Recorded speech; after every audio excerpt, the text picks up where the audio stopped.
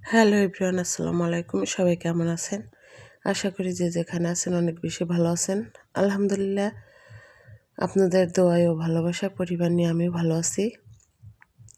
আজকে আমি মুরগির মাংস রান্না করব, সেটাই আপনাদের সাথে শেয়ার করব।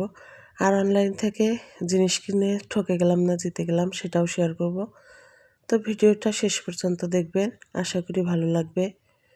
তো এই যে কথা বলতে বলতে আমি পেস্ট একটু লাল লাল করে ভেজে নিয়ে সব মশলাগুলো দিয়ে দিলাম, আর দিয়ে দিলাম স্বাদ মতো লবণ।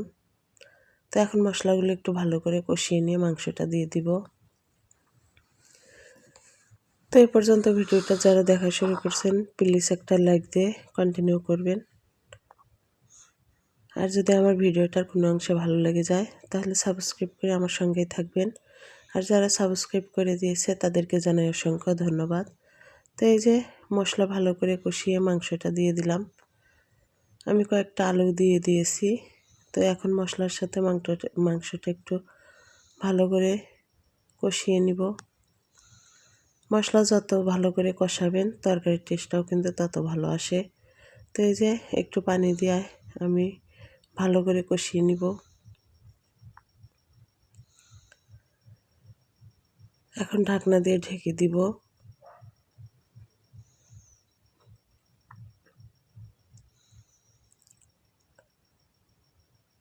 জানি না আমার ভিডিওটা আপনাদের কাছে কেমন লাগে, ভালো মন্দ অবশ্যই কমেন্টের মাধ্যমে জানাবেন।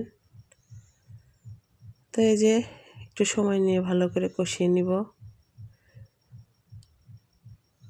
আমি যেভাবে কাজগুলো করি সেগুলোই আপনাদের সাথে শেয়ার করার চেষ্টা করি। আর দিয়ে দিলাম একটা বেগুন। আসলে মুরগির মাংস বেগুন দিয়ে অনেক মজা লাগে। জানি না কে কে খেয়েছেন, যদি না খেয়ে থাকেন একবার হলেও খেয়ে দেখবেন, অনেক মজা হয়। শুধু বেগুন দিয়েও রান্না করা যায়। তো আমার মেয়ে আলু পছন্দ করে, তার জন্য কয়েকটা আলু দিয়েছিলাম। তো এই যে একটু ভালো করে কষিয়ে নিতেছি, বারবার নাড়াচাড়া করে নিতেছি। আবার একটু পানি দিয়ে দিলাম।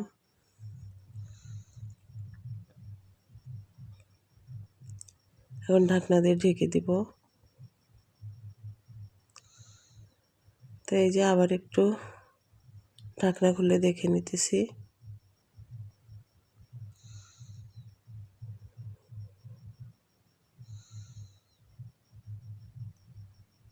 তো এই যে আমার তরকারিটা হয়ে গেছে, একটু ঝোলঝোলি রাখবো।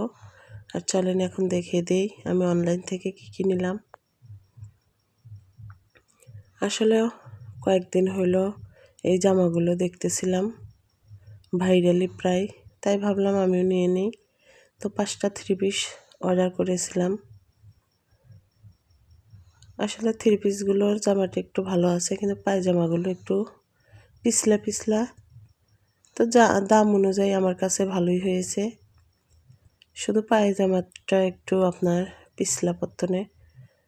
জানি না বানাইলে কেমন হবে। তো জামার কালারগুলো ভালোই ছিল। তো আজকে এই পর্যন্তই। সবাই ভালো থাকবেন, সুস্থ থাকবেন। আল্লাহ হাফেজ।